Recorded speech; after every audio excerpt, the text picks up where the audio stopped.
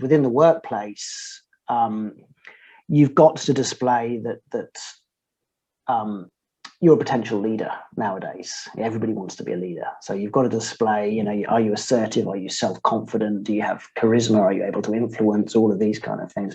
You've got to be a good team player.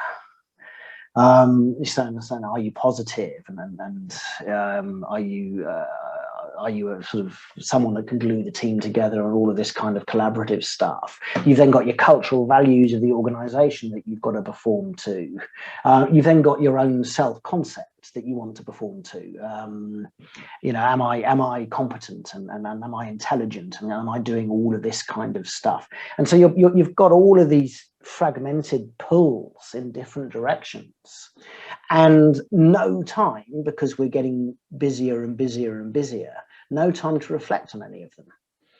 So you're just launching from one presentation to another presentation with, again, very, very little window in between, with the ongoing anxiety of being judged for every presentation that you do, for being judged as good enough or not good enough, or and this whole thing, you know, you need to improve this or you need to improve that. So that the judgment is constant, and it's a set, but the judgment's not consistent because the performance isn't consistent and the audience isn't consistent, and you need to be sensitive to who you're performing to and why you're performing to them.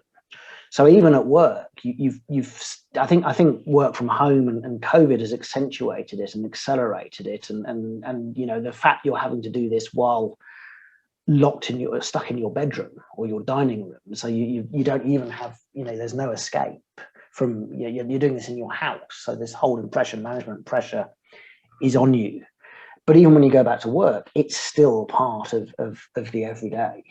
And that judgment and performance anxiety is constant, and it does. I mean, for me, it's the level above well-being, and because if you start to struggle, it's very easy to start to slip into distress and the related escape attempts and mental health challenges related to distress, or to be a little bit more cognitively sensible and disengaged from the whole thing.